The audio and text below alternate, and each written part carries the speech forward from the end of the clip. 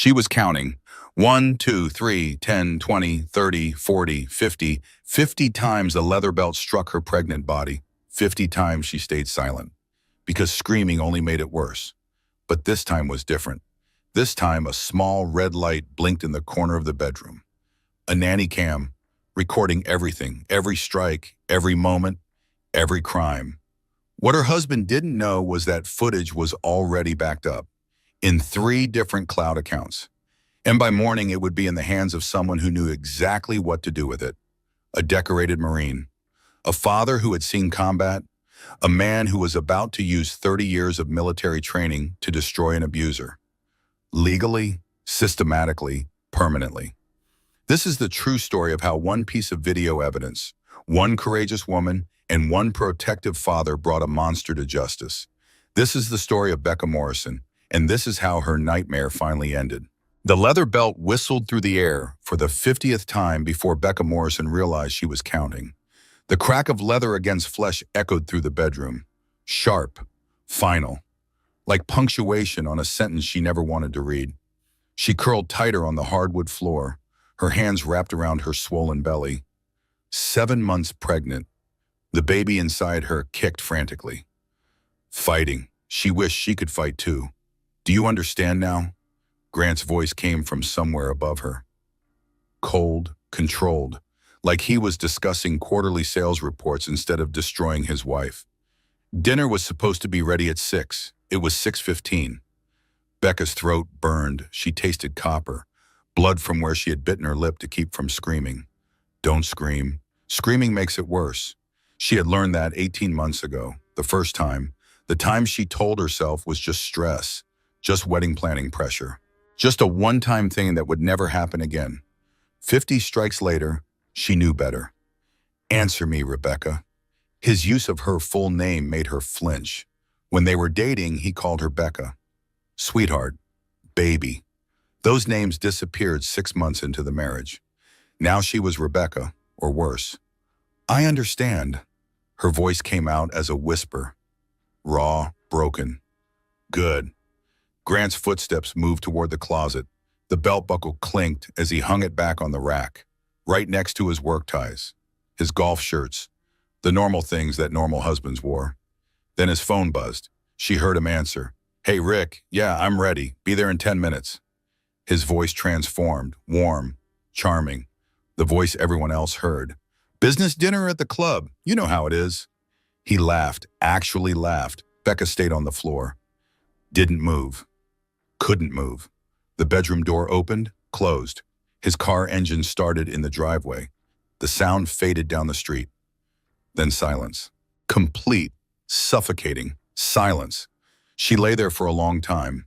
The hardwood floor pressed against her cheek. Cold. Unforgiving. The baby kicked again. Gentler this time. Like the little person inside her was asking if they were okay. We're not okay, baby. We're really not okay. But she couldn't say that out loud, couldn't admit it.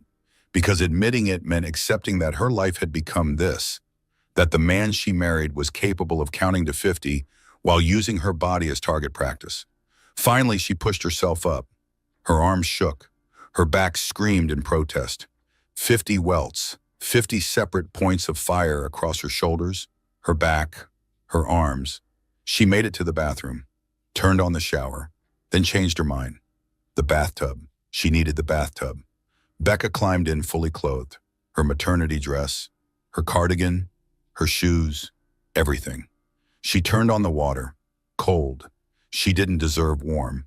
The water soaked through her clothes, turned them heavy. She watched the water pool around her, clear at first, then tinged with pink, then red. She was bleeding somewhere. She didn't know where, didn't care. Her phone sat on the bathroom counter. 3 feet away, might as well be 3 miles. She stared at it, unlocked the screen with shaking fingers. Her contacts list appeared. Mom, Dad, Jill. Her finger hovered over Dad's name. Colonel Thomas Hayes, United States Marine Corps, 30 years of service. Her hero since she could remember. Daddy would come. Daddy would fix this. But Grant's voice echoed in her head. If you ever tell anyone, I'll make sure everyone knows what a failure you are. What a terrible wife. How you drove me to this. Your father will be ashamed of you. Her finger moved away from Dad's name. She locked the phone, unlocked it, locked it, unlocked it, locked it. The cycle repeated over and over, like if she did it enough times, the right answer would appear. The magical solution. The way out that didn't destroy everything, but there was no magical solution. The baby kicked again, harder this time, insistent. I know, she whispered to her belly. I know we have to do something. The water in the tub had gone cold, freezing actually. Her teeth chattered. She looked around the bathroom. Their bathroom, the one Grant renovated last year. Marble countertops, rainfall shower, heated floors. The Pinterest bathroom she showed him from her dream house board. He gave her everything she asked for, except safety, except kindness, except the basic human right to exist without fear. That's when she saw it. The red light, small, blinking, in the corner by the ceiling. The nanny cam. They didn't have a baby yet, wouldn't for 2 more months, but Grant insisted they install cameras now. For security, he said, so we can monitor the nursery from our phones. The camera was recording everything, all of it. Becca's heart stopped, then started again faster. The camera saw it. The camera saw everything. She climbed out of the tub. Water streamed off her clothes, pooled on the heated floor. She grabbed her phone with numb fingers, opened the nanny cam app. The footage was there, time-stamped, dated, saved to the cloud. She watched herself on screen, watched the belt rise and fall, watched herself curl into a ball, watched Grant's face, cold, calculating, counted the strikes. 1, 2, 3, 10, 20, 30, 40, 50. This is real. This is actually happening to me. The words formed in her mind, clear, undeniable. I'm not crazy. I'm not exaggerating. That just happened. Her fingers moved across the phone screen. Muscle memory, years of being a teacher, sending files to parents. She emailed the video to herself, personal email, school email. The old Hotmail account from college she barely remembered the password to, cloud backup. 3 different places, 3 different accounts. He couldn't delete all of them. Then she opened her calendar, found Dr. Sullivan's office number. The phone rang once, twice, 3 times. Women's Health Associates. This is Jennifer. How can I help you? Becca's voice cracked. I need to see Dr. Sullivan, tomorrow if possible. Please. Is this for a regular checkup? Yes. The lie came easily. Becca had gotten very good at lying. Just a routine checkup. I have an opening at 9:30 tomorrow morning. Does that work? Yes, thank you. Becca ended the call, sat down on the bathroom floor. Her wet clothes soaked the bath mat. The baby kicked. She put both hands on her belly. I'm going to get us out, she whispered. I promise. I'm going to get us out. But she didn't know how, didn't know if she was strong enough, didn't know if anyone would even believe her. Grant was so good at being charming, so good at making everyone love him. His co-workers, their friends, her mother. Everyone thought she was lucky to have him. She looked at her reflection in the bathroom mirror, didn't recognize the woman staring back. Hollow eyes, bruised lip, wet hair plastered to her face. Who are you? What happened to you? But she knew. She knew it by what happened. She fell in love with a monster, and the monster gave her a beautiful house, a promising future, and 50 reasons to leave. Now she just had to find the courage to do it. Tomorrow she would start. Tonight she would survive. The waiting room at Women's Health Associates smelled like lavender and vanilla. Soft music played from hidden speakers. Watercolor paintings of mothers and babies covered the walls, everything designed to be calming.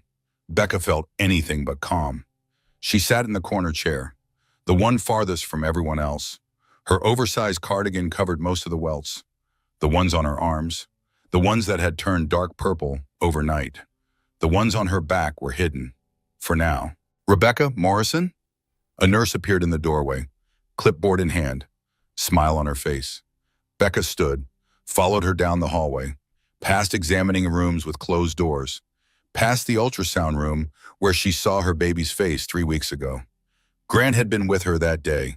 held her hand, smiled at the screen, talked about names and nursery colors and their future. 21 days later, he beat her 50 times with his belt.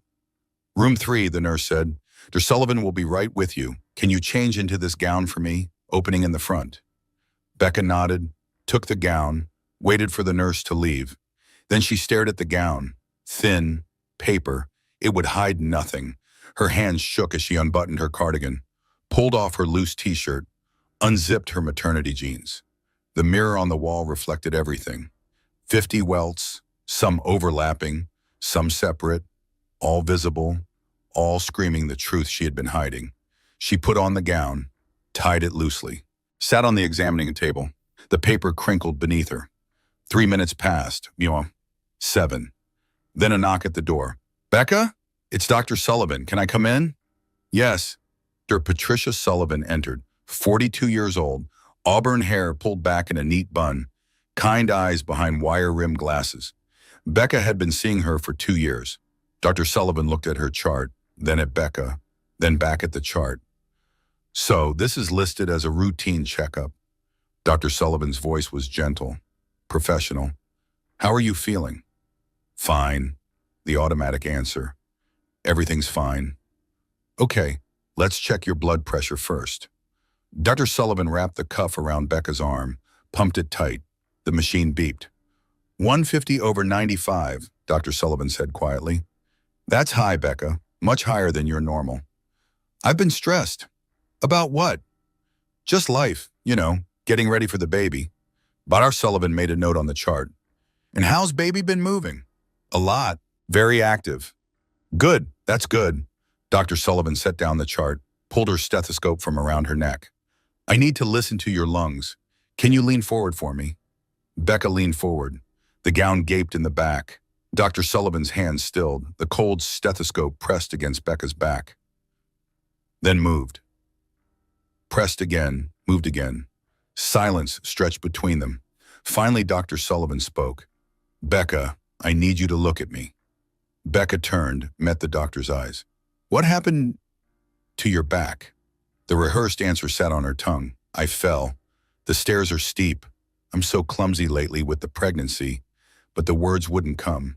Instead, tears did, silent, streaming down her face, uncontrollable. Dr. Sullivan's hand found Becca's shoulder, warm, steady. Becca, I need you to hear me. You didn't do anything wrong. Those words, those specific words, they cracked something inside her, something that had been holding everything together. I can't. There. Becca's voice broke.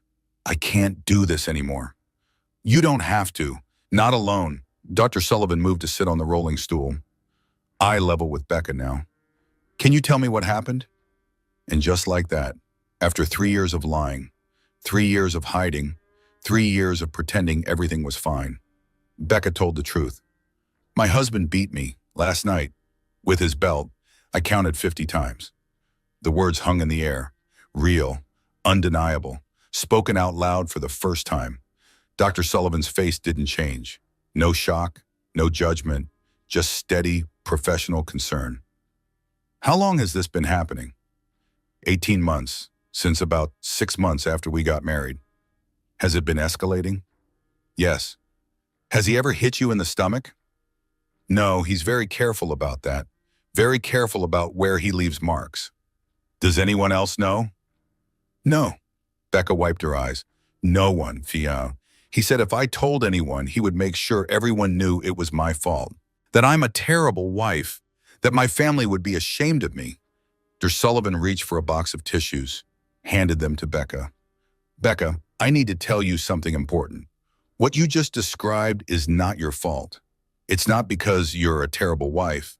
It's because your husband is abusive. And what he did last night wasn't discipline. It wasn't anger. It was attempted murder. Of you and your unborn child. The words landed like physical blows. Attempted murder. But he didn't. Becca shook her head. He was very controlled, very precise. He knows exactly what he's doing. That makes it worse, not better. Becca, you and your baby are in danger. I know. The admission hurt. I know we are. Dr. Sullivan stood, walked to the door, opened it slightly. Jennifer, Can you ask Detective Brennan to come in, please? Tell her it's urgent.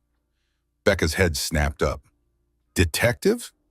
I'm a mandatory reporter, Becca, for domestic violence involving pregnant women. I called the police before I came in here. I saw the marks through your gown when you were sitting in the chair. Panic clawed at Becca's throat. He'll kill me. You don't understand. When he finds out I told someone, he'll kill me.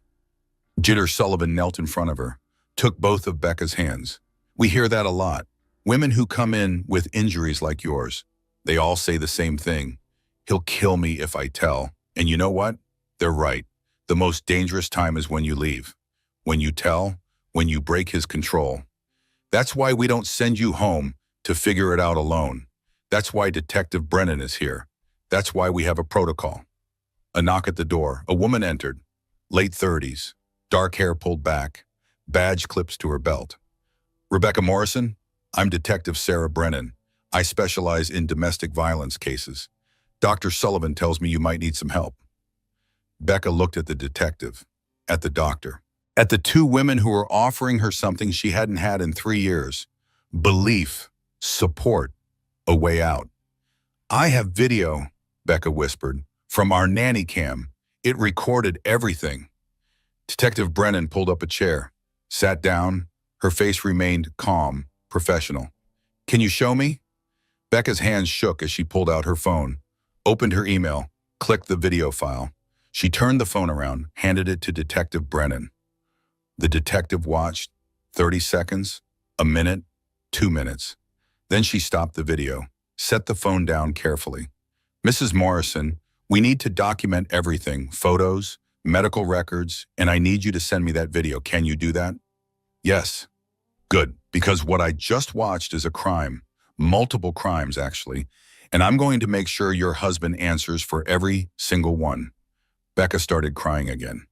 Not from fear this time, from relief. Someone believed her. Someone was going to help. For the first time in 18 months, she wasn't alone. Detective Brennan's office didn't look like what Becca expected.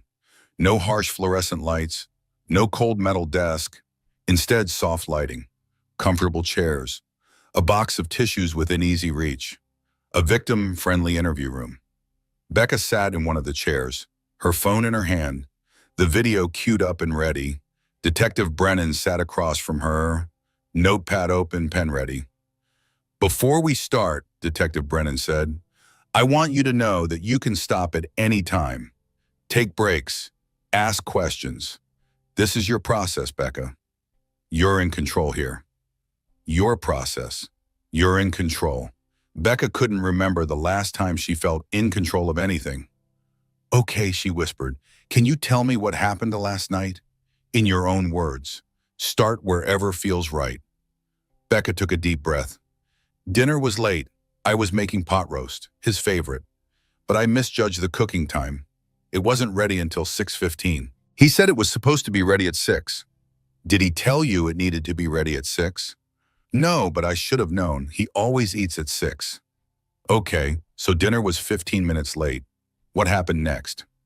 He told me to go upstairs, to the bedroom. He was very calm, very controlled. That's how I knew it was going to be bad. Detective Brennan made a note. How did you know? When he yells, it's not as bad. When he's quiet, when he's calm, that's when he really hurts me. How long have you known this pattern? About a year. So this has happened before. It wasn't a question, but Becca answered anyway.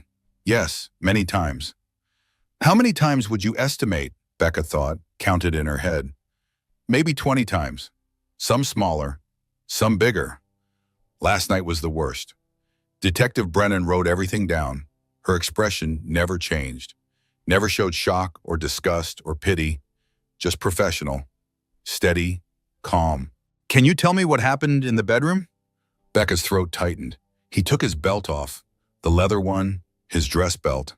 He told me to get on the floor. I did. Then he started hitting me. Where did he hit you? My back, my shoulders, my arms. He's very careful to avoid my stomach. Very careful to hit places that can be covered with clothes. How many times did he hit you? 50 times, I counted. Did he say anything while he was hitting you? Yes, he said I needed to understand that dinner was supposed to be ready at 6, that I needed to be more responsible, more organized, a better wife. Detective Brennan's pen paused, then continued writing. Did you say anything? I said I understood. That's all I'm allowed to say. What do you mean all you're allowed to say? If I argue, it gets worse. If I cry too loud, it gets worse. If I try to defend myself, it gets worse. I learned to just say yes, to agree, to make it stop faster. How long did the attack last? Maybe 10 minutes, maybe less. Time felt strange. What happened after? He put his belt back, got a phone call, told his friend he was on his way to a business dinner. Then he left. He went to dinner after beating you. Again, not a question, but the disbelief was there. Subtle, controlled. Yes, he goes out after, sometimes with friends, sometimes alone. He says it's to give me time to calm down. Detective Brennan set down her pen, looked directly at Becca. Becca, I need to be very clear with you. What you just described is not discipline. It's not anger management issues. It's torture. Systematic, controlled, premeditated torture. And the fact that he can do that and then go to dinner like nothing happened, that tells me he has done this before, to other people, and he will do it again. The words hit Becca like ice water. Torture. He's been torturing me. Can you show me the video now? Detective Brennan asked gently. Becca nodded, pulled up her phone, opened the email, clicked the video. She handed the phone to Detective Brennan, turned away. She couldn't watch it again. The detective's face came into Becca's peripheral vision. Professional composure, steady breathing, eyes focused on the screen. Then a crack appeared. Detective Brennan's jaw tightened. Her lips pressed together. Her breathing quickened. She watched for 5 minutes, then stopped. Set the phone down very carefully. Mrs. Morrison, Detective Brennan's voice was tight. This is attempted murder of you and your unborn child. This is one of the worst domestic violence cases I have seen in 15 years. Becca expected to feel vindicated, validated. Instead, she felt shame. How did I let it get this bad? I need you to send me this video, Detective Brennan continued, to my official email. It will be evidence, chain of custody, everything documented properly. Okay, but first I need to step out for just a moment. Make some calls, get some things started. Will you be okay here for a few minutes? Becca nodded. Detective Brennan left. The door clicked shut, and Becca was alone. She looked around the room, abstract art on the walls, soothing colors, designed to make victims feel safe. Did it work? Did other women sit in this chair and feel safe? She didn't feel safe. She felt exposed, raw. Like every secret she had been keeping for 3 years was suddenly visible. Her phone buzzed, a text from Grant. Home late tonight, client dinner, don't wait up. As if nothing happened, as if last night never occurred. Becca stared at the text, at the casual tone, the assumption that everything was normal. That's when it hit her, really hit her. She expected dismissal when she showed people, expected to be told she was overreacting, that it wasn't that bad, that marriages have rough patches. But she got validation, belief, immediate action, which meant it really was that bad, which meant she had been living in a nightmare and calling it normal, which meant everything was about to change. The door opened. Detective Brennan returned. Someone else followed her. A man, late 50s, military haircut, crisp polo shirt. He stopped in the doorway, his eyes locked on Becca. Becca girl? Her father's voice. The voice that read her bedtime stories. The voice that taught her to ride a bike. The voice that walked her down the aisle 3 years ago. Daddy? The word came out broken. Then she was standing, moving. Her father's arms wrapped around her. Strong, safe, steady. She buried her face in his shoulder and sobbed. Colonel Thomas Hayes held his daughter. 30 years in the Marines, combat veteran, decorated soldier. And in that moment, he was just a father holding his broken child. I've got you, he whispered. I've got you now, and I'm not letting go. 2 months earlier, before the belt, before the video, before everything fell apart, Colonel Tom Hayes sat at his kitchen table, phone pressed to his ear. waiting for his daughter to answer. It rang 4 times. 5, 6. "Hi, Dad." Becca's voice came through, bright, cheerful, too cheerful. Tom knew his daughter's voice, knew every variation, every tone, every tell. This voice was fake. "Hey, sweetheart, just checking in. Haven't heard from you in a few weeks." "I know, I'm sorry. It's been busy, you know how it is." "How's the baby?" "Good, really good. Growing like crazy. I'm almost 5 months now." "And Grant, how's he treating you?" A pause. Too long, too obvious. "He's great, busy with work, but great." Tom's instincts activated.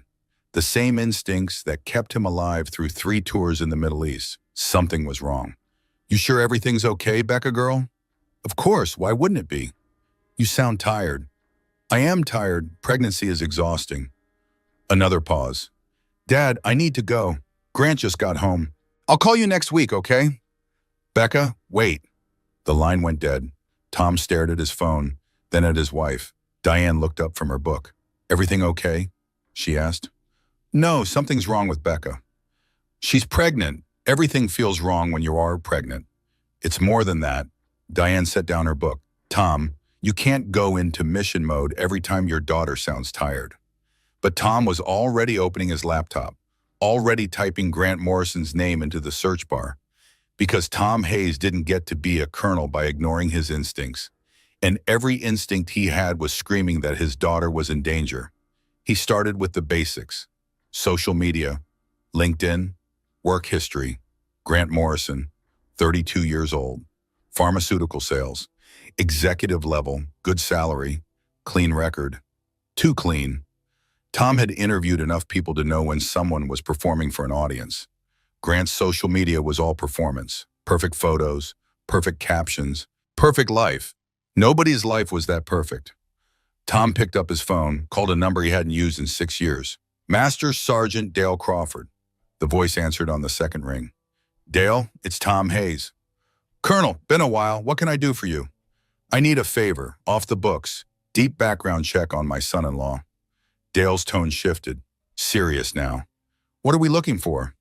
"I don't know yet. That's why I'm asking." "Give me 48 hours. Tom hung up, went back to his laptop. He found Grant's college records, fraternity president, business degree, dean's list. He found employment records, 3 companies, steady progression, good performance reviews. He found marriage records, 1 previous engagement, broken off 2 years before Becca. No explanation. Tom wrote down the ex-fiancee's name, Emily Patterson. Then he waited. 48 hours later, Dale called back. "Colonel, you're going to want to sit down." Tom's blood went cold. "What did you find?" "Your son-in-law has a history. 2 previous girlfriends filed restraining orders. Both orders mysteriously disappeared. Sealed records, no charges filed." "Names?" "Emily Patterson, Jessica Williamson. I can't get details. Everything's locked tight. But there's a pattern here." Tom's hands gripped the phone. "What kind of pattern?" "The kind where someone with money and connections makes problems disappear. The kind where women get scared and stop talking. The kind that makes me very worried about your daughter." Tom ended the call, stared at the names on his paper.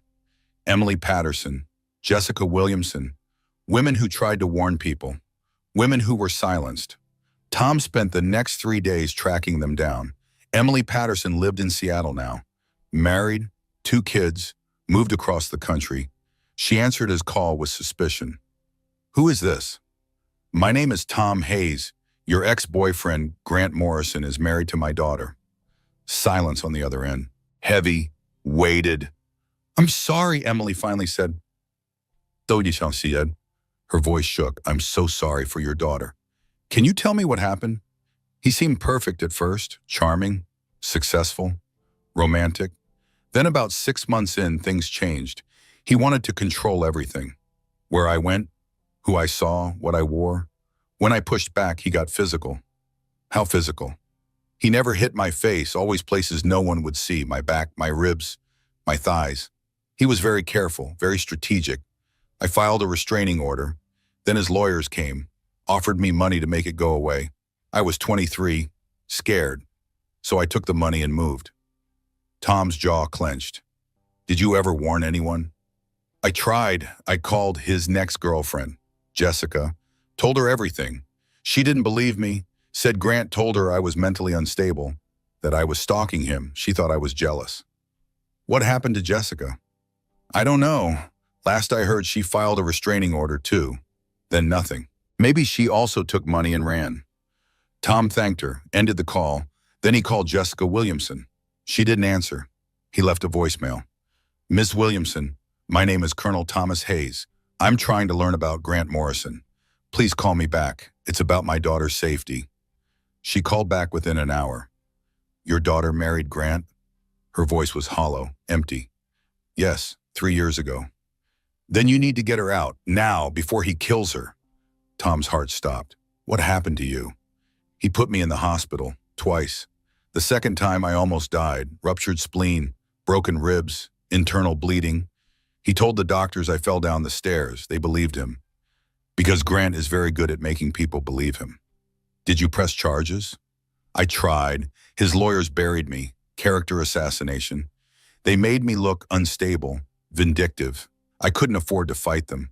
So I signed an NDA, took settlement money, moved to Oregon, changed my name. I'm sorry. Don't be sorry. Just get your daughter away from him because he escalates. Each girlfriend gets it worse than the last. If your daughter is pregnant, she's in extreme danger.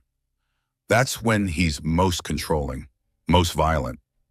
Tom ended the call. He sat in his garage, 2 a.m, couldn't sleep, didn't want to sleep. His daughter was married to a monster, and Tom had walked her down the aisle, handed her over, gave his blessing.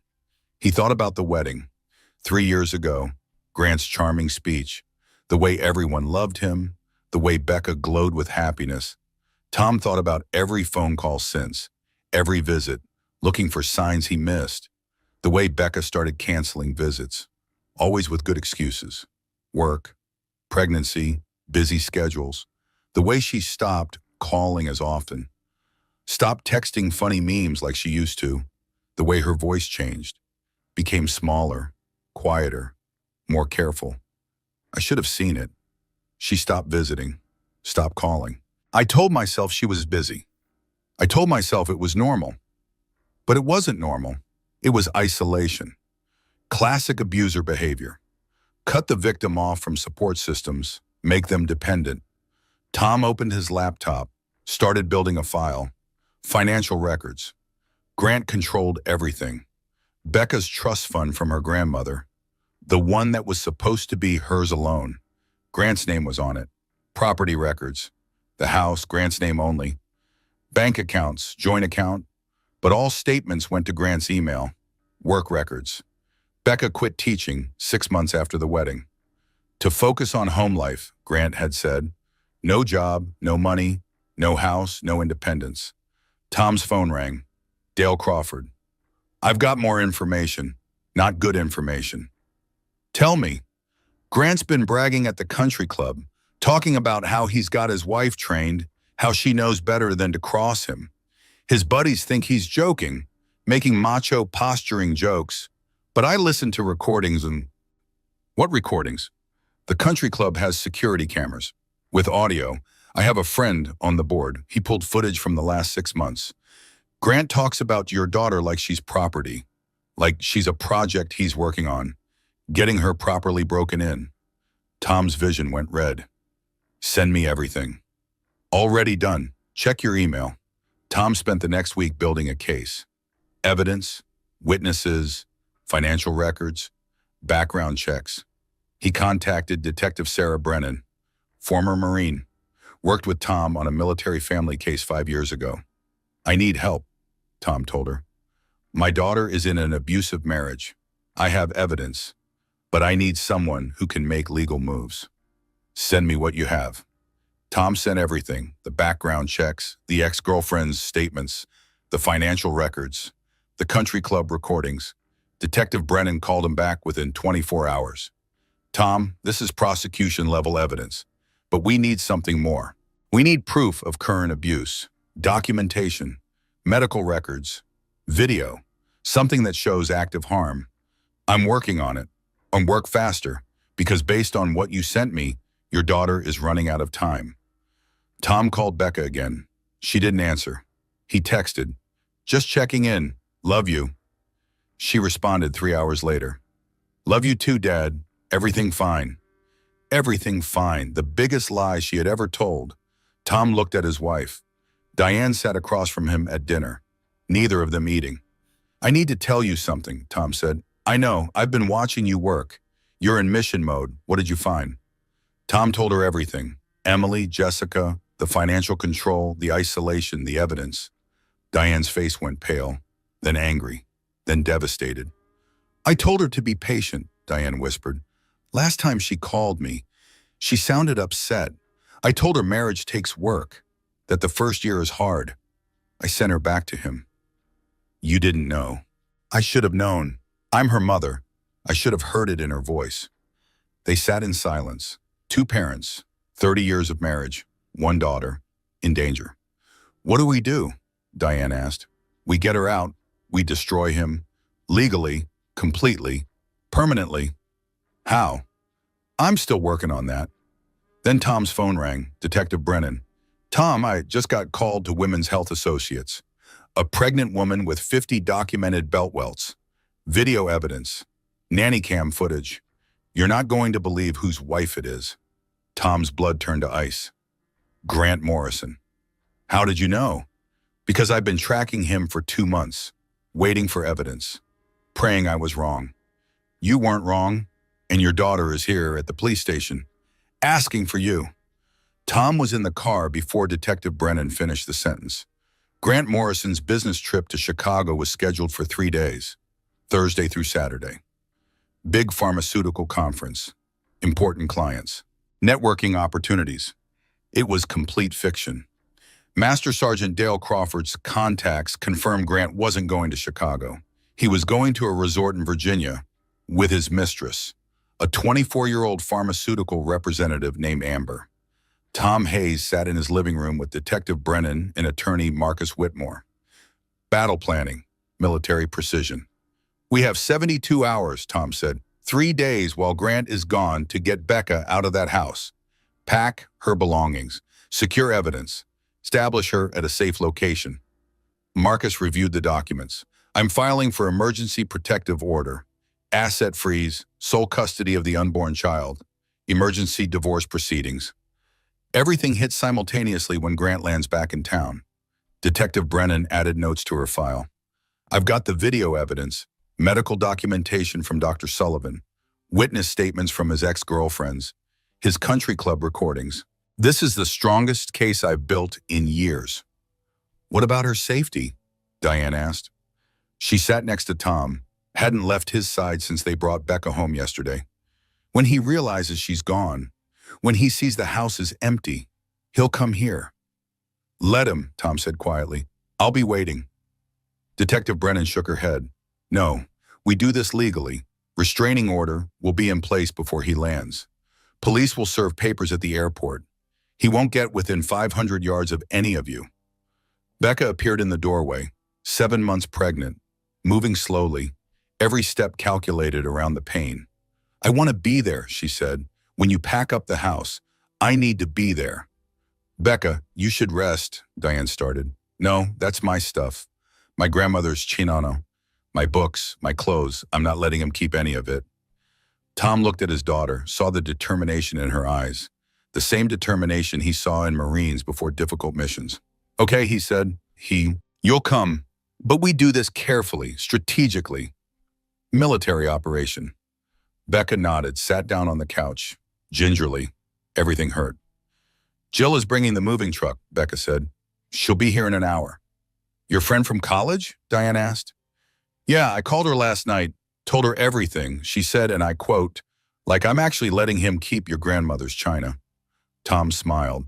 First real smile in days. Jillian Pierce arrived exactly 1 hour later. Dark hair in a messy bun, graphic design company t-shirt, fury in her eyes. She hugged Becca carefully. I'm going to help you rob that house blind, Jill said. Legally, but thoroughly. The convoy headed to Grant's house at 10 in the morning. Tom's truck, Jill's moving truck, Detective Brennan's unmarked car, Marcus following in his sedan. They pulled into the driveway. The house stood silent, empty, waiting. Becca's hand shook as she unlocked the door. The house looked normal, clean, organized, like a magazine spread, like nothing bad ever happened here. But Becca knew better. Start with your personal items, Marcus instructed. Things that are clearly yours, then shared items. Document everything with photos. Becca moved through the house like a ghost. Each room held memories, most of them tainted now. The kitchen where she made dinners that were never good enough. The living room where Grant reviewed her daily schedule. The bedroom where everything fell apart. Jill followed with boxes, bubble wrap, packing tape. Tell me what you want, Jill said. I'll pack it. They started in the bedroom. Becca's clothes, maternity wear, regular clothes for after the baby. Everything folded carefully, packed methodically. Then Becca opened the closet, saw the belt rack, the leather belt, the one he used. It hung there, innocent, just another accessory. She stared at it, couldn't move. Tom appeared behind her, gently took her arm, led her away. I'll handle this, he said. Detective Brennan photographed the belt, documented its position, then bagged it as evidence. They moved to the nursery, the room Becca spent months decorating. Soft yellow walls, white furniture, handmade mobiles she bought at a craft fair. I want everything, Becca said.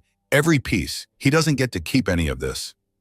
Jill and Diane started disassembling the crib, packing the clothes, boxing the toys. Becca moved to Grant's office, the place she wasn't allowed, his private space. She opened the door, saw his desk, his computer, his laptop sat open, unlocked. Tom appeared next to her. Don't touch anything, let me. But Becca was already moving, already sitting at the desk, already looking at the screen. The laptop showed a folder structure. Organized, labeled. One folder caught her eye. Training. She clicked it. Photos appeared. Hundreds of photos of her, sleeping, showering, changing clothes, cooking, cleaning, photos she never knew existed. Photos taken without her knowledge, without her consent. Becca's stomach turned. She tasted bile. What is this? She whispered. Tom looked in over her shoulder, his jaw clenched. Detective Brennan, you need to see this. Detective Brennan entered, saw the screen. Her expression hardened. This is surveillance. Illegal surveillance. How many photos? Tom clicked through folders. Hundreds, maybe thousands, some going back 2 years. What else is in here? Tom opened another folder. Forum posts. The screen showed online forums, discussion threads, posts by username Grant M. Tom clicked one thread. Training your wife, my progress. The post detailed techniques, isolation methods, punishment strategies, control mechanisms. Grant discussing how to break a woman's will, how to make her compliant, how to keep her afraid, comparing notes with other men, trading advice, celebrating successes. Becca read one post, then another, then couldn't read anymore. He never loved me. I was a project, an experiment. The thought hit her like physical pain.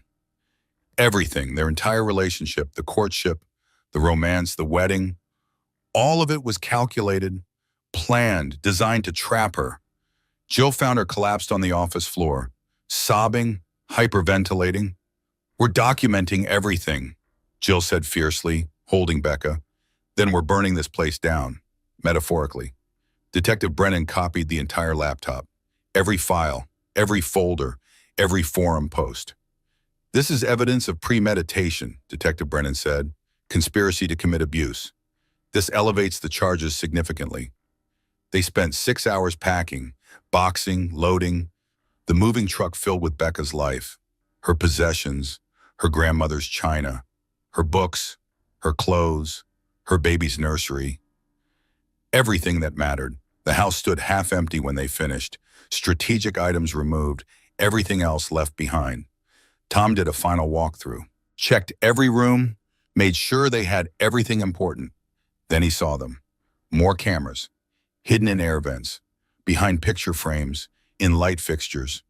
Grant had been watching everything, recording everything, for years. We're taking these too, Tom told Detective Brennan. Evidence. They loaded the cameras, labeled them, documented their locations. By evening, the convoy returned to Tom and Diane's house, the house where Becca grew up, the house with her childhood bedroom still intact. They unloaded everything. Becca's possessions filled the garage, overflowed into the spare bedroom. Diane made dinner, comfort food, chicken and dumplings, Becca's favorite. They sat around the table.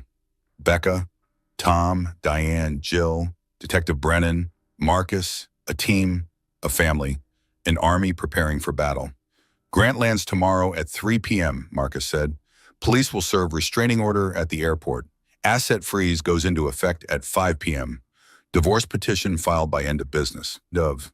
His world implodes in less than 24 hours, Detective Brennan added. Good, Becca said quietly. The first time she spoke in hours. Everyone looked at her. Good, she repeated. I want him to feel what I felt. Powerless, trapped, watching his life fall apart and knowing he can't stop it. Tom reached across the table, took his daughter's hand. He will, Tom promised. I'm going to make sure Chauvet. After dinner, Tom helped Becca settle into her old bedroom.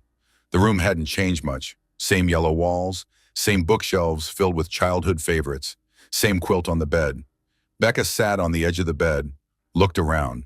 7 months pregnant, 28 years old, back in her childhood room, starting over.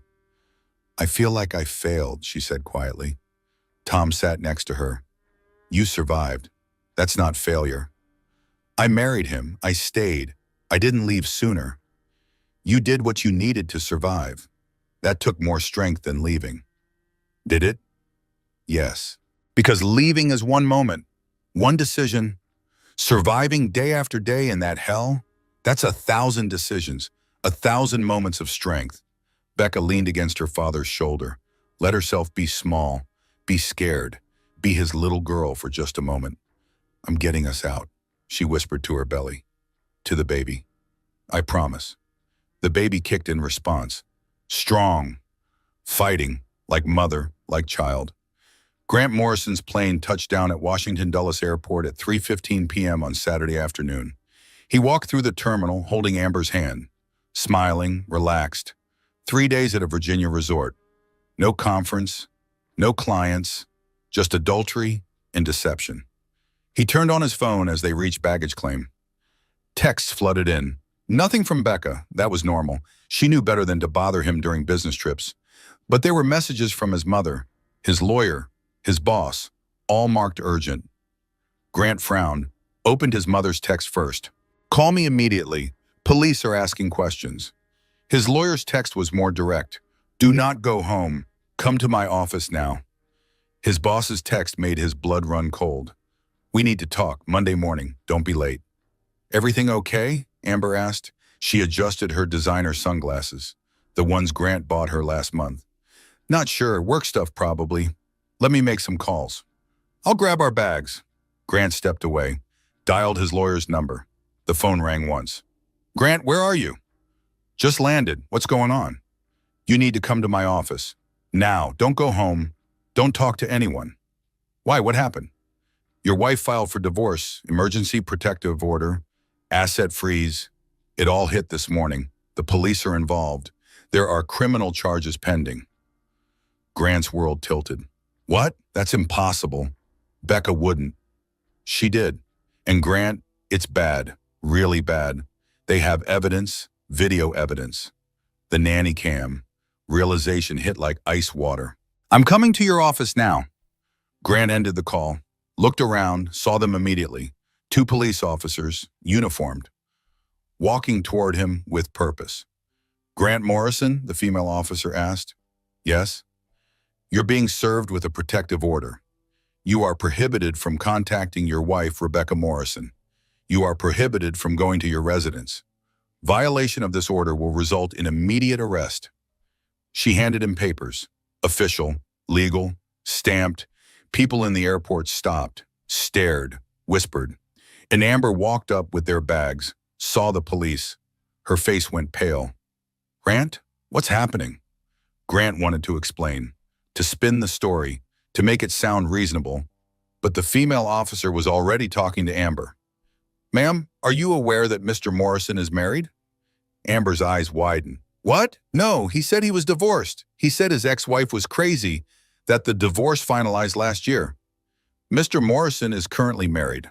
His wife is 7 months pregnant, and he's currently being investigated for domestic violence. Amber dropped her bag, stared at Grant. You said you were divorced. I am. Basically, we've been separated. She's 7 months pregnant. It's complicated. Amber backed away. Don't call me. Don't text me. Don't contact me ever again. She walked away, fast, nearly running. Grant stood in the middle of the airport, police officers watching him, passengers staring. His mistress gone, his life imploding. He looked at the protective order paperwork, read the details.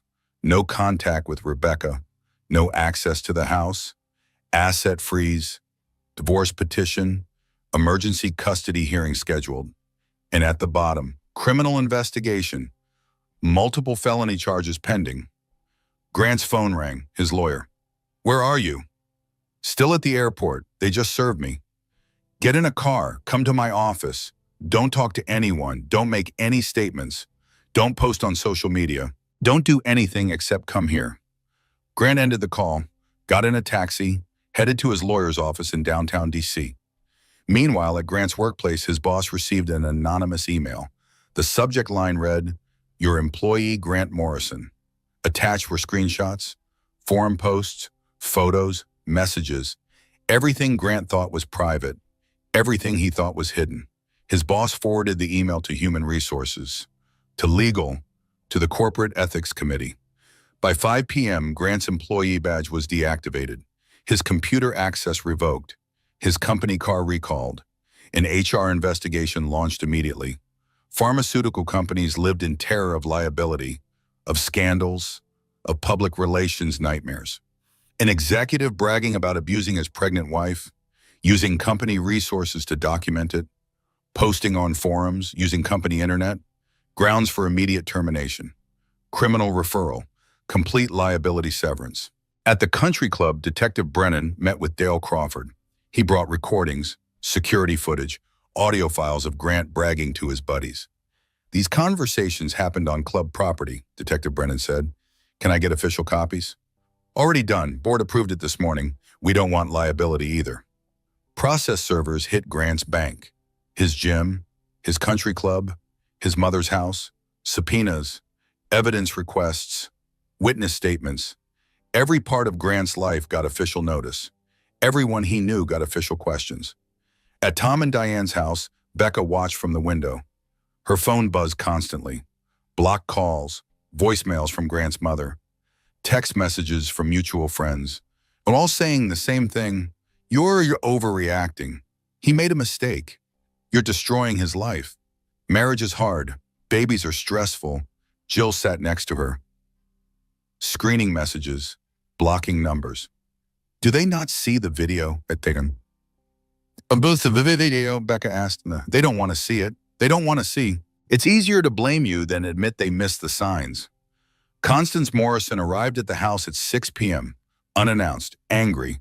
Tom met her at the door, didn't let her inside. I need to talk to Rebecca, Constance demanded. This is ridiculous. She's destroying my son's life over one argument. Tom pulled out his phone, showed her a screenshot, one of Grant's forum posts. Read this. Read what your son wrote about breaking my daughter, about training her, about making her obedient. Constance's face went white. That's not. He wouldn't. Read it, all of it.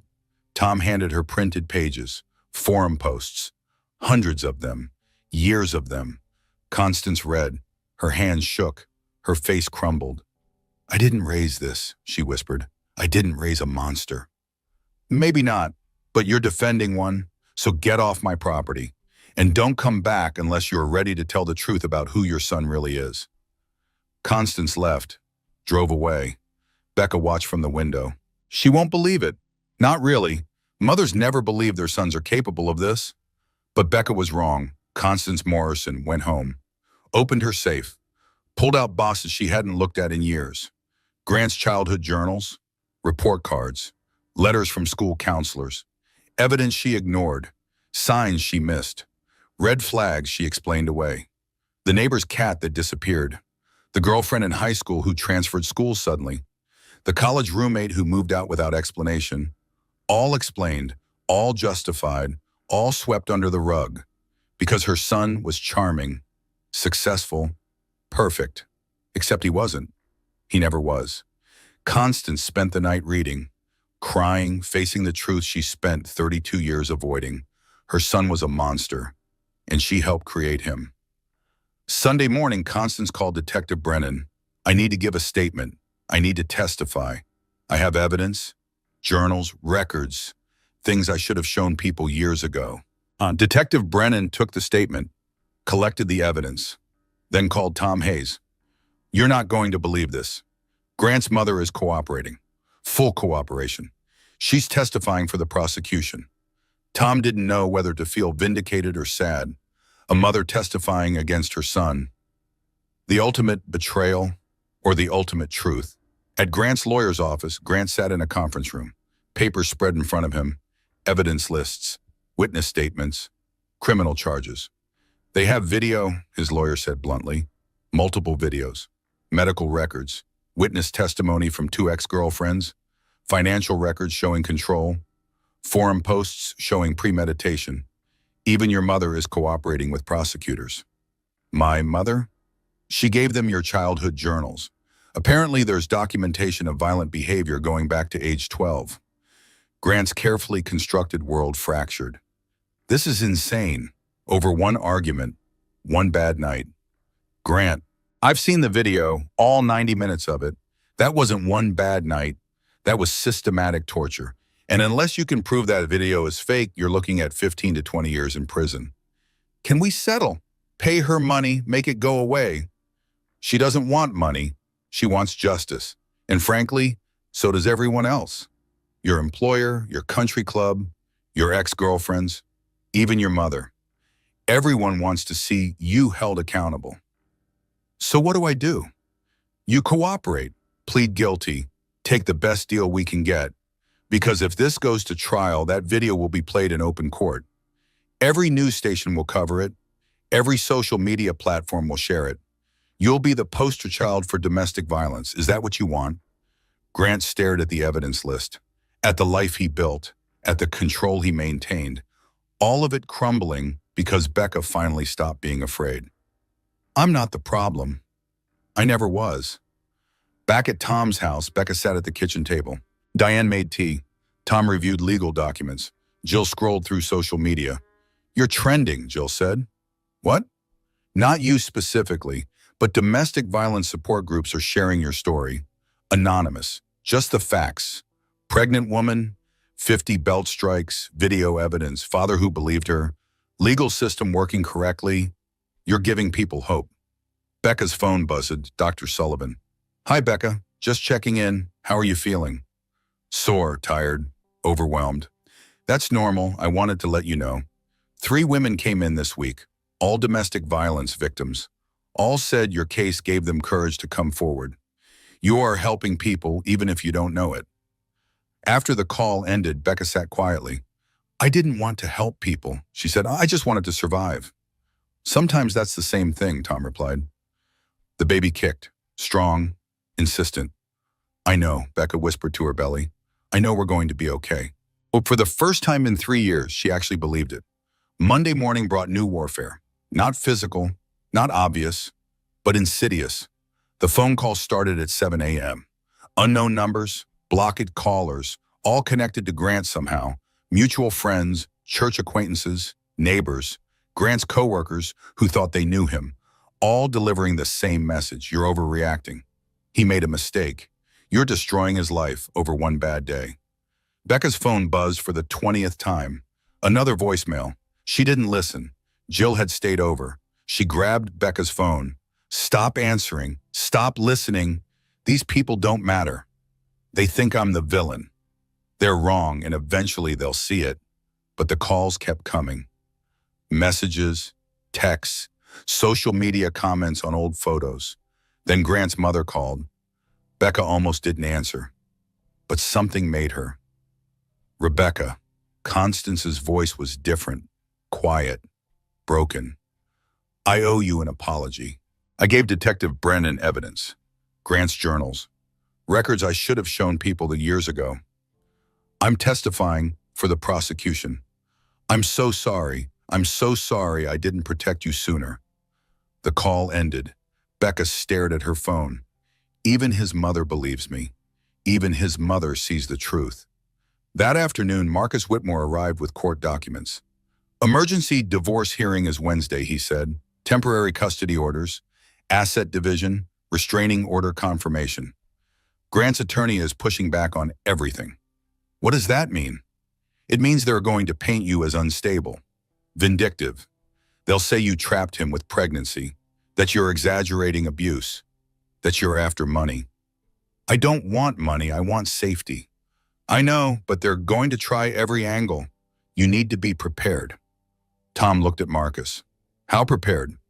They'll attack her character, question her mental state, imply she's lying.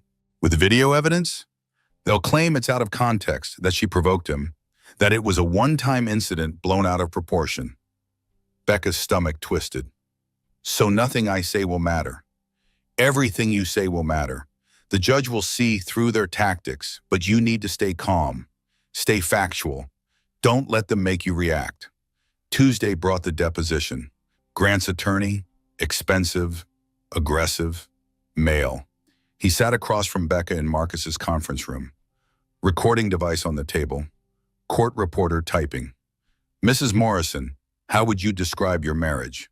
Abusive? Prior to the alleged incident on Friday, how many times did your husband strike you? Many times. I stopped counting after the first year. So you can't give me an exact number? No. Did you ever seek medical attention for these alleged injuries? No, he was very careful about where he left marks, always places I could cover with clothes. So there's no medical documentation prior to last week? No. Did you ever tell anyone, family, friends, coworkers? No, he said if I told anyone, he would make sure everyone knew it was my fault, that my family would be ashamed of me, that I was a terrible wife. So for 3 years of marriage, you told no one, documented nothing, sought no help, and now you expect us to believe you were being systematically abused? Marcus interrupted. That's a speech, not a question. Grant's attorney smiled. Let me rephrase. Mrs. Morrison, isn't it true that you became pregnant intentionally to trap my client? No. Isn't it true that you wanted a baby and he wanted to wait? We both wanted children. Isn't it true that once you became pregnant, my client expressed concerns about financial stress? He never mentioned financial stress. We have plenty of money. Money that you want access to now. Your grandmother's trust fund, the house, his retirement accounts. Isn't this really about money? I just want safety for my baby and me. So you're willing to destroy an innocent man's career, his reputation, his life, to get safety you claim you need but never sought before. Becca's eyes filled with tears. I'm not destroying him. The truth is destroying him. The deposition continued for 3 hours. Every aspect of their marriage, every argument, every incident, and Grant's attorney twisted everything, made normal look suspicious, made survival look vindictive. By the end, Becca felt exhausted, dirty, like the truth didn't matter. Marcus drove her home. You did great. I cried, I got emotional. You're 7 months pregnant. You've been through trauma. Emotion is appropriate. The judge will see that. Wednesday brought the court hearing, temporary orders, emergency custody, restraining order confirmation. Becca wore a maternity dress, navy blue, conservative. Her belly obvious, undeniable. Grant sat across the courtroom. Suit and tie, perfect haircut, charming smile, the monster wearing a mask. The judge entered, female, 62 years old, reading glasses perched on her nose. I've reviewed the evidence submitted, the judge began. Video footage, medical records, witness statements. This is one of the most disturbing cases I've reviewed in my career. Grant's attorney stood. Your Honor, I'd like to address the so-called video evidence. My client maintains this was a single incident. Stress-related, he's willing to attend counseling. Anger management. Marriage counseling if Mrs. Morrison is willing. The judge removed her glasses, looked directly at Grant's attorney. Counselor, I watched that video, all 90 minutes of it. Your client didn't lose his temper. He didn't have an anger management problem. He committed 50 separate assaults on a pregnant woman in a shared home with premeditation. Those cameras suggest he was documenting his abuse, creating a record. That doesn't indicate stress. That indicates sadism. The courtroom went silent. Temporary orders are granted in full, the judge continued. Mrs. Morrison receives sole physical custody of the unborn child. Mr. Morrison is prohibited from all contact. Asset freeze remains in effect, and I'm referring this case for criminal prosecution with a recommendation for maximum sentencing. Grant's face went red.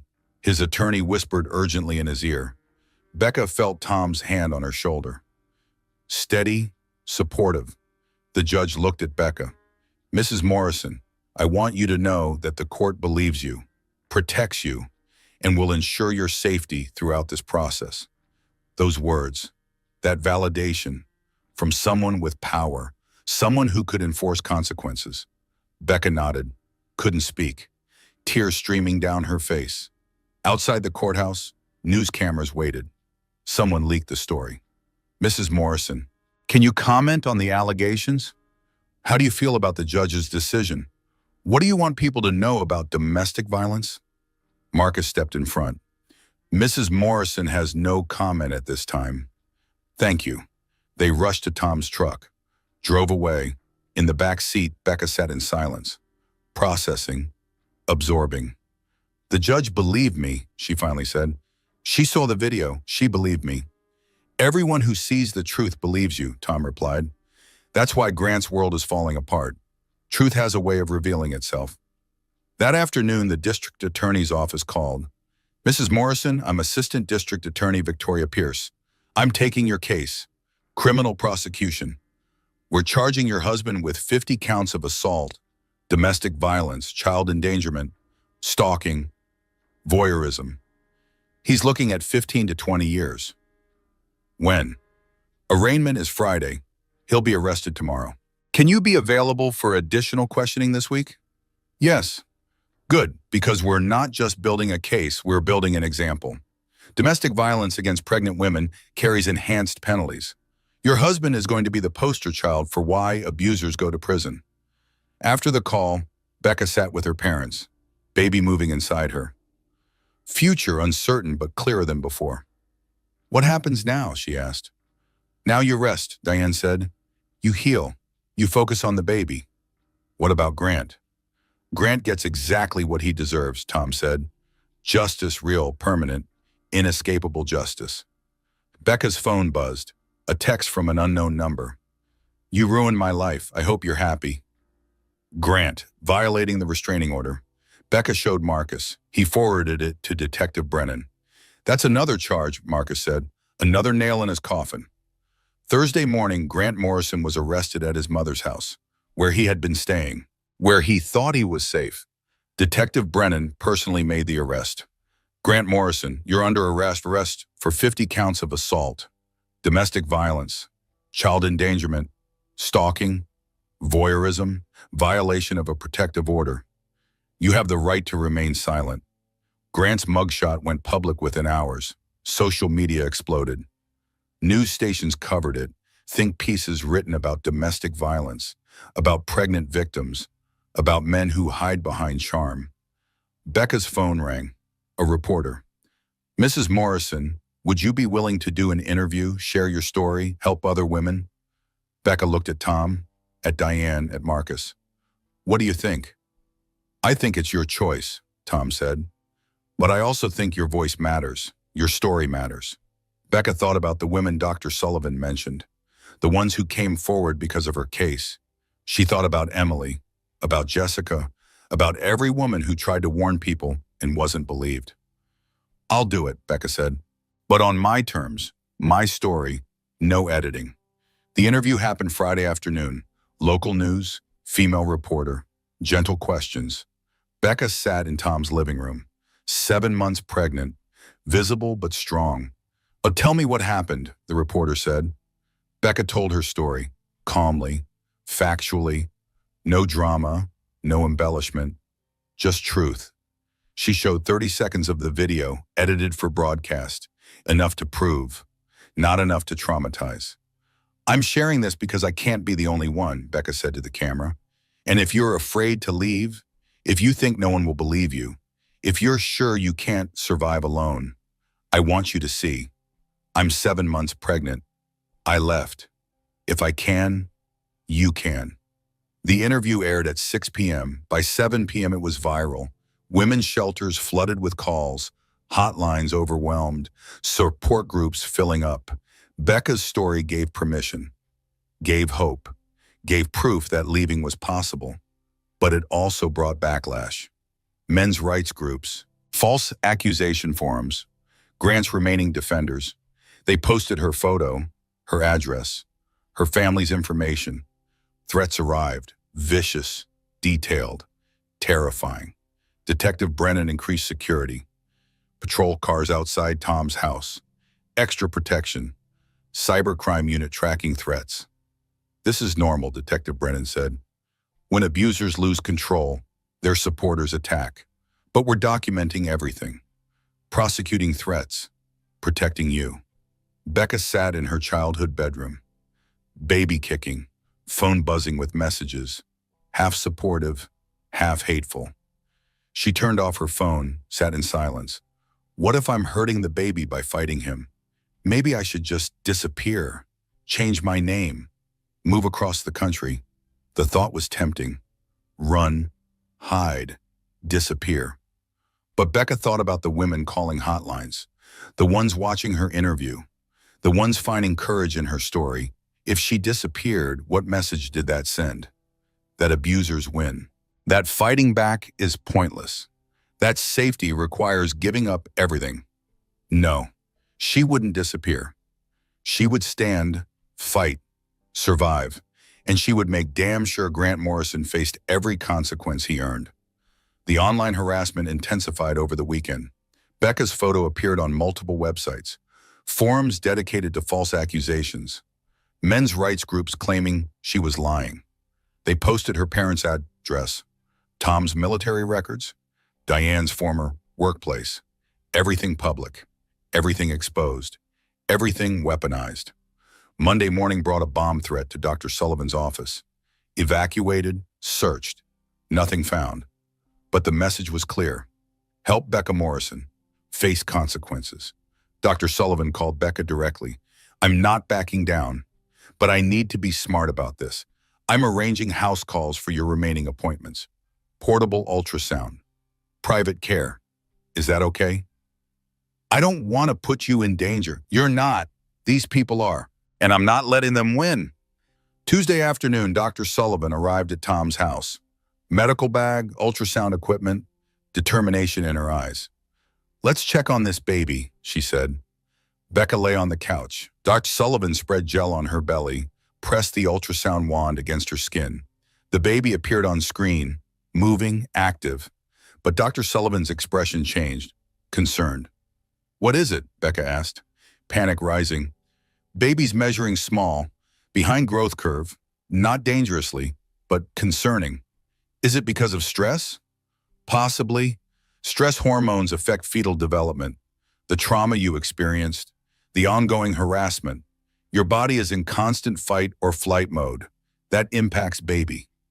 Becca's worst fear confirmed. I'm hurting my baby. My fighting back is hurting my baby. After Dr. Sullivan left, Becca sat with her father in the garage, Tom's workspace, his sanctuary. What if I'm doing this wrong? Becca asked. What if I should just disappear? Take the settlement money, move to Montana, change my name, start over where no one knows me. Tom set down the wrench he was holding, looked at his daughter. Is that what you want? I want my baby to be safe, to be healthy, and right now fighting Grant is hurting my baby. Or, Tom said carefully, right now fighting Grant is saving your baby. Because if you disappear, if you take money and run, what happens in 5 years when Grant finds another woman? Another victim? What happens when he does this again? That's not my responsibility. Maybe not, but you have power right now. Evidence, public attention, legal momentum. If you walk away, all of that disappears, and Grant goes free. I'm 28 years old, 7 months pregnant, being harassed online by strangers, having nightmares every night, barely able to eat. Is this really the hill I die on? Tom pulled his daughter into a hug. Let her cry, let her break, let her be human. You don't have to be strong every minute, he whispered. You can be tired, scared, overwhelmed. That doesn't make you weak. That makes you human. Becca sobbed into her father's shoulder, let out 3 years of pain, fear, exhaustion. After she calmed, Tom made a call, put it on speaker. Master Sergeant Crawford, I need advice, military strategy. Dale's voice came through. What's the situation? Enemy is using psychological warfare, targeting my daughter through harassment, threats, intimidation. Goal is to make her surrender. Walkable. Let the enemy win. What does your daughter want? Tom looked at Becca. She spoke quietly. I want justice, but I'm scared and tired, and I don't know if I can keep fighting. Dale's response was immediate. Then don't fight alone. You've got an entire network, military contacts, legal team, law enforcement, support groups, women watching your every move. You think you're fighting solo, but you've got an army behind you. An army, Becca repeated. Yes, ma'am. And armies don't surrender to terrorists. They adapt. They strategize. They win. After the call, Tom and Becca made a plan. No more passive defense, active strategy. Step 1, controlled media narrative. Step 2, public support. Step 3, systematic exposure of Grant's network. Wednesday morning, Tom contacted a media relations specialist, former military, experience with high-profile cases. I need to put my daughter's story out there. Her way, no editing, no spin, just truth. The specialist reviewed the materials, video, court documents, threats. This is a strong case, clear victim, clear perpetrator, clear evidence. We can work with this. They scheduled a full interview, longer than the first, more detailed, more comprehensive. Local news station, same reporter, primetime slot. Becca prepared, practiced, wrote notes. She wanted to say specific things, make specific points. Thursday evening, the interview aired. Becca on camera, visibly pregnant, calm, strong. I'm sharing this because isolation is an abuser's greatest weapon, Becca said. He made me believe I was alone, that no one would believe me, that leaving would be worse than staying. But he was wrong. People did believe me. Leaving was better than staying. And I'm here to tell every woman watching, you're not alone, you're believed, and leaving is possible. She showed more of the video, longer clips, enough to be undeniable. I'm also sharing this because my husband is not unique, Becca continued. He participated in online forums, discussed techniques with other abusers, traded advice, compared notes. This isn't one bad man. This is a system, a network, a culture that teaches men how to hurt women and get away with it. The interview showed screenshots of forum posts, Grant's username, other usernames, conversations. Law enforcement is investigating everyone involved, Becca said. Everyone who participated, everyone who encouraged, everyone who enabled. Because abuse doesn't happen in isolation. It happens in community. And that community needs to be exposed. The interview ended with Becca looking directly at the camera. To the women harassing me online, calling me a liar, claiming I'm destroying an innocent man, I understand. You're scared. You're invested in believing women lie. Because if I'm telling the truth, you have to confront the men in your own lives. The jokes you laughed at, the control you normalized, the signs you ignored. That's uncomfortable. That's hard. But truth doesn't care about your comfort. And neither do I. The interview exploded. Millions of views within hours. Women came forward. Not just Grant's ex-girlfriends. Women whose husbands participated in those same forums. Women who recognized the patterns, the techniques, the tactics. Friday morning, multiple arrests, forum administrators, active participants. Men who thought anonymity protected them. Federal charges, conspiracy, racketeering, interstate communication of threats. Grant's former friends started cooperating, turning on each other, providing evidence. The network collapsed, systematically, thoroughly. Saturday brought unexpected support. Grant's ex-girlfriends, Emily, Jessica. Others Becca didn't know existed. They all issued statements. Public, detailed, corroborating. Grant Morrison had a pattern, a history, a methodology, and now everyone knew. Sunday afternoon, Constance Morrison appeared at Tom's door, different than before. Broken, honest. "I need to talk to Rebecca." Tom let her in. Becca came downstairs, wary, protective. Constance stood in the living room, holding a box. "These are Grant's childhood journals," she said. "Records from school counselors, letters from teachers. Everything I ignored, everything I explained away. I'm giving them to the prosecution. And I wanted you to see them first." She handed the box to Becca. Becca opened it. "Read the first journal entry.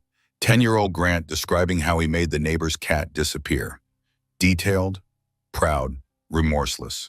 She flipped through more pages, more entries, more signs. "Why didn't you show people this?" Becca asked. "Because he was my son, because I loved him, because I convinced myself he would grow out of it, that it was just a phase, that I could fix him." Constance's voice broke. "I was wrong, and I'm sorry. I'm so sorry you paid the price for my denial." Becca looked at the journals, at the evidence of a monster being built, one ignored sign at a time. "I'm testifying for the prosecution," Constance continued. "Full cooperation. Everything I know, everything I ignored, everything I should have stopped." After Constance left, Becca sat with the journals, reading, processing. Grant wasn't created by their marriage. He was created by a lifetime of enablement, of people looking away, of consequences avoided. And now, finally, consequences found him. Becca's phone rang. "Detective Brennan. I wanted to update you. The criminal case is airtight. Grand jury indicted on all charges. Trial is set for 6 weeks from now. But there's more." "What?" "His ex-employer found evidence of corporate espionage, using company resources to document abuse. Liability nightmare. They're filing their own charges. Civil, criminal, everything." "What does that mean?" "It means even if somehow the domestic violence charges don't stick, which they will, he's still going to prison. Corporate espionage carries serious time." After the call, Becca sat with Tom and Diane. "It's working," she said quietly. "Everything's working. The system is actually working." "Because the right people cared," Tom replied. "Because you were brave enough to tell the truth. Because evidence was undeniable." Becca's hand went to her belly. Baby moving, strong, fighting. "I'm sorry you're growing up in stress," she whispered. "But I'm getting us free, I promise." The baby kicked in response, hard, insistent, like mother, like child. Fighters, both of them. Becca woke at 2 in the morning, sharp pain across her abdomen, contractions, too early. She was 36 weeks. Full term was 40 weeks. "Mom," she called out, voice tight with pain. Diane appeared within seconds, took one look, called Tom. "We're going to the hospital." Now. The drive felt endless. Becca breathed through contractions, 4 minutes apart, 3 minutes, 2 minutes. "Too fast," Diane said. "This is happening too fast." They arrived at the hospital emergency entrance. Security detail already in place. Detective Brennan's orders. A wheelchair appeared. Nurses surrounded Becca, rushed her to labor and delivery. Dr. Sullivan met them there, called in from home, still in her pajamas under her white coat. "Let's see what we're dealing with," Dr. Sullivan said. Calm, professional, exam, ultrasound, fetal monitoring. "You're in active labor, doctor," Sullivan confirmed. "Baby's in distress, heart rate dropping. We need to do an emergency C-section." "Is the baby okay?" Becca asked, tears streaming down her face. "Baby will be okay, but we need to deliver now." They prepped her for surgery. IV, catheter, anesthesia. Tom and Diane waited in the hallway. Diane paced. Tom stood rigid, military posture. Control when everything felt out of control. Then they heard it, angry voices, security radio chatter, Grant Morrison, at the hospital, demanding access. Tom moved immediately, down the hallway, to the entrance. Grant stood at the security desk, suit, tie, charm offensive activated. That's my wife, my baby. I have a right to be here. The security guard checked his computer. Sir, there's a restraining order. You're not allowed within 500 yards. That's ridiculous. I'm the father. Sir, you need to leave. I'm not leaving until I see my wife. Tom appeared, blocked the doorway to labor and delivery. Through me, Tom said quietly. Only way you touch my daughter again. Grant's mask slipped. The charming smile disappeared. Cold eyes emerged. You turned her against me. Poisoned her mind. Made her think I'm some kind of monster. I didn't make you anything. You did that yourself, 50 times with a belt. She deserved it. She needs discipline, structure. I was making her better. You were breaking her, and now you are broken, permanently. Security moved in. 2 officers, hands on Grant's arms. Sir, you're under arrest, violation of protective order. They cuffed him, led him away. Grant shouting threats, promises, accusations. Tom stood watching until Grant disappeared, then returned to the waiting area. Diane looked up. Is he gone? He's arrested. Again, he won't bother us anymore. 30 minutes later, Dr. Sullivan emerged, surgical mask pulled down, smile on her face. You have a grandson, 4 pounds 6 ounces, breathing on his own, strong. He's in NICU for monitoring, but he's going to be fine. Tom and Diane followed Dr. Sullivan to the NICU, windows looking into the nursery, rows of tiny babies in isolates. And there he was, Becca's son, their grandson, tiny, perfect, fighting. Becca woke up in recovery an hour later, groggy from anesthesia, confused. The baby? Her first words. He's perfect, Diane said, holding her daughter's hand.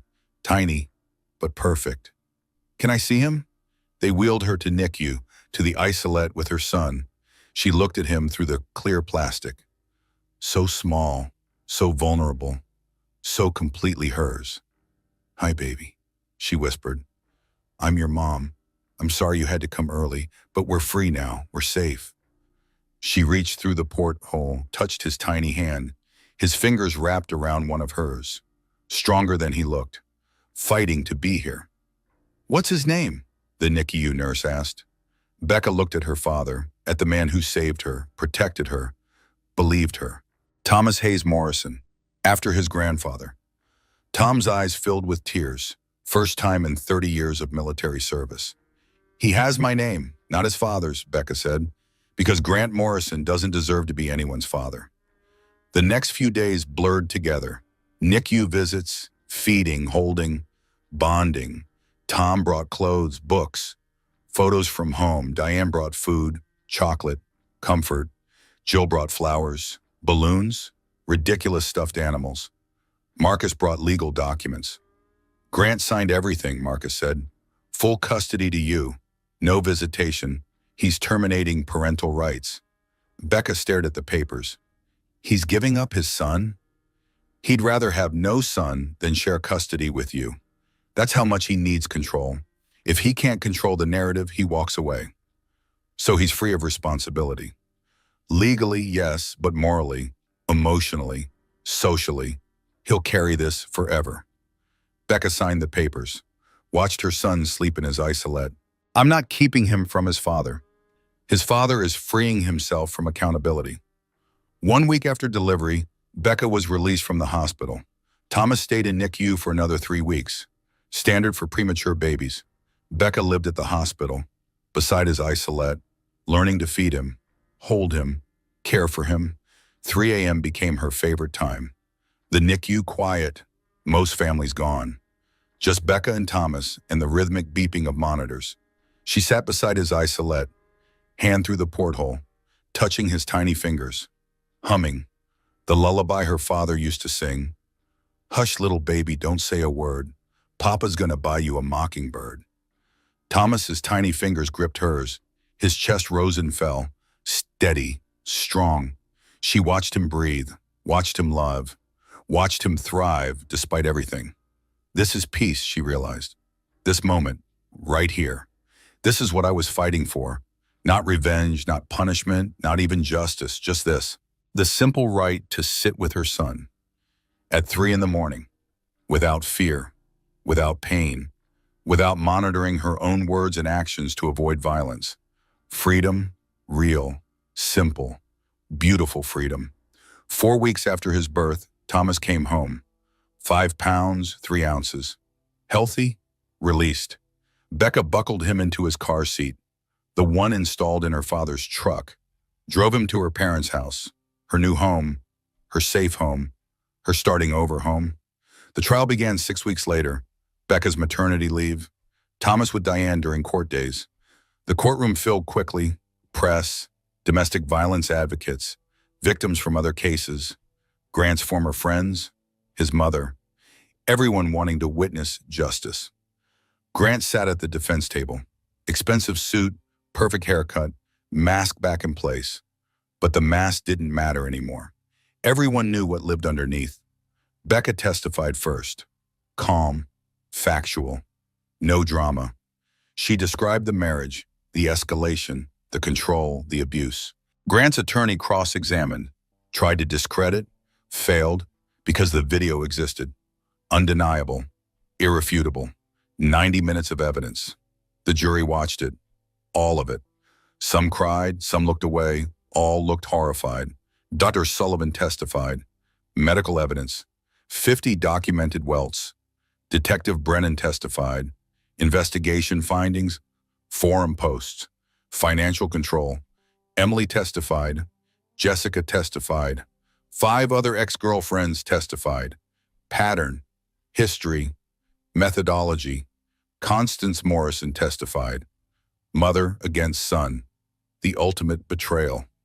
Or ultimate truth. I raised him, she said on the stand, voice shaking. I saw the signs, the cruelty, the manipulation, and I told myself it was normal, that boys will be boys, that he would grow out of it.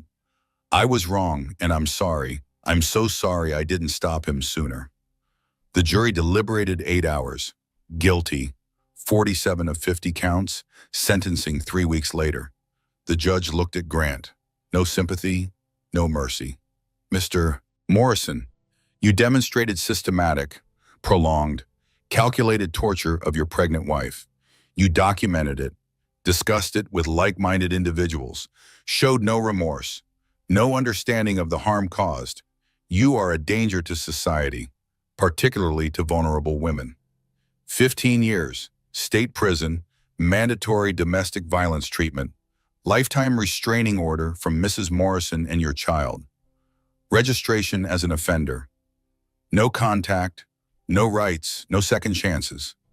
Grant's face went pale. His attorney objected, filed appeals. None of it would work. The evidence was too strong, the case too clear. Becca sat in the courtroom, held her father's hand, watched Grant be led away in handcuffs. She thought she would feel triumphant, vindicated, victorious. Instead, she felt tired, relieved, free. Not revenge, justice. And she survived to see it 6 months later. October, crisp air, changing leaves. Becca stood in her new apartment, small, 1 bedroom. Her name only on the lease. The furniture was secondhand, the dishes mismatched, the decor minimal.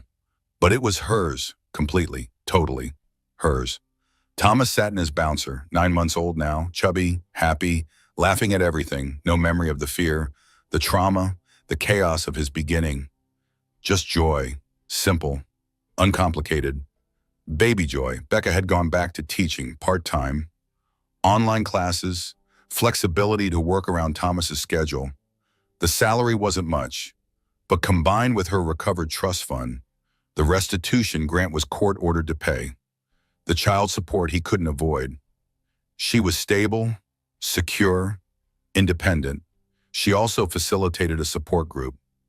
Domestic violence survivors, women in various stages of escape, every Wednesday evening, 8 women, various stories. One common thread, they survived.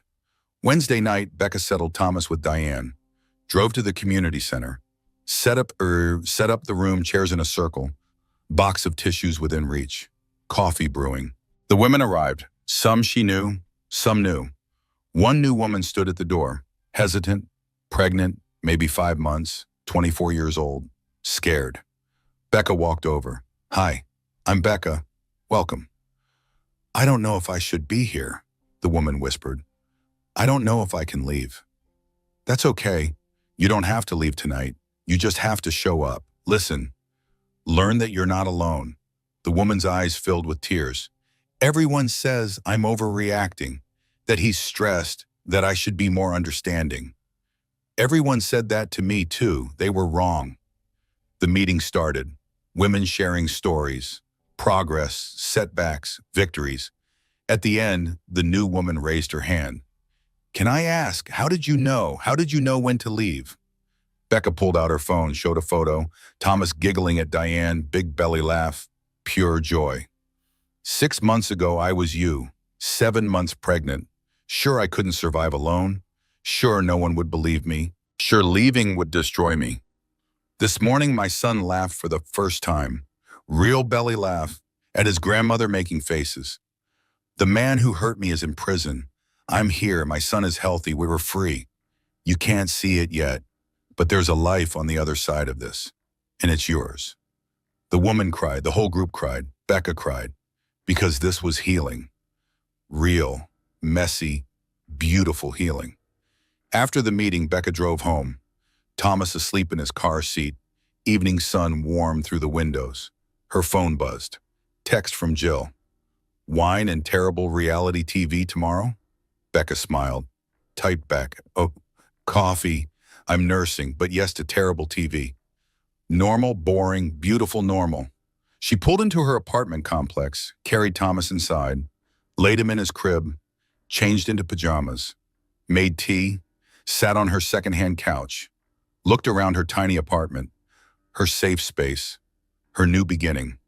The belt marks had faded to pale silver lines, barely visible, only noticeable if you knew to look. But she would never forget what they taught her. She was stronger than the man who tried to break her, and she would make damn sure Thomas grew up knowing real strength protects. It never destroys. Her phone rang, her father. "Just checking in, how was group?" "Good. New woman, pregnant, scared." "You help her?" "I tried, told her my story, showed her it's possible." "You're doing good work, Becca girl." "I'm just surviving, same as everyone else." That's the work, surviving, then helping others survive. That's how we change things. After the call, Becca checked on Thomas, still sleeping. Perfect, peaceful. She remembered the darkest moments, the bathroom floor, the hospital, the terror, the pain. But she also remembered the light, the people who believed her, the father who fought for her, the mother who supported her, the friend who packed her life, the doctor who reported, the detective who investigated, the lawyer who fought, the judge who ruled. The system worked, not perfectly, not easily, but eventually, and she was here, alive, free, whole. Becca sat at her small kitchen table, opened her laptop, started writing an article, her full story, for a domestic violence advocacy website. Not anonymous, her name, her face, her truth. Because silence protected abusers, truth protected victims. She wrote about the warning signs, the escalation, the isolation, the control. She wrote about the fear, the shame, the self-blame. She wrote about the courage it took to leave, the support she found, the justice she achieved, and she wrote about life after, the healing, the setbacks, the progress. "I'm not saying it's easy," she wrote. "I'm not saying it's quick. I'm saying it's possible. I'm saying you're not alone. I'm saying you're believed. I'm saying you deserve safety, peace, freedom, tradiao. I'm saying leave, please. Leave before it's too late. Because that prison door, the one that feels locked from the outside, you're holding the key. You always have been." She finished the article, attached her photo, Thomas in her arms, both of them smiling. Proof, evidence, hope. She hit send, then she made a bottle, fed Thomas his midnight feeding, rocked him back to sleep, hummed the lullaby, the one her father sang, the one she now sang to her son.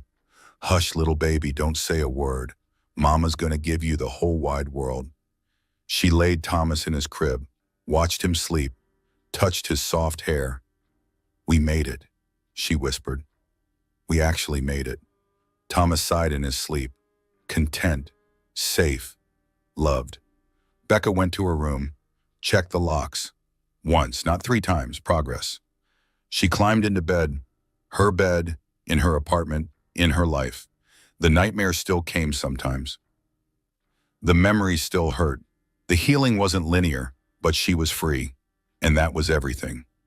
She thought about Grant in prison, 15 years. No control, no power, no victims. She didn't hate him anymore, didn't love him, didn't really feel anything. He was just a man who made terrible choices, who hurt people, who faced consequences. He wasn't her problem anymore. Her only problem now was deciding if Thomas needed the elephant mobile or the giraffe mobile for his crib. Normal problems, beautiful problems. She fell asleep thinking about mobiles, about daycare options, about teaching schedules. Not about survival, not about escape, not about fear, just normal life. The kind she fought for, the kind she earned, the kind she deserved, the kind everyone deserves. And in the morning, Thomas would wake her with babbling. Diane would bring coffee. Jill would text memes. Her father would call. Life would continue. Normal, boring, beautiful. And Becca Morrison would live it, fully, freely, fearlessly, because she survived. She healed. She helped others. And that was her victory, her justice, her happy ending. Not revenge, not destruction, not even vindication, just freedom. Simple, profound, hard-won freedom. And it was enough, more than enough. It was everything.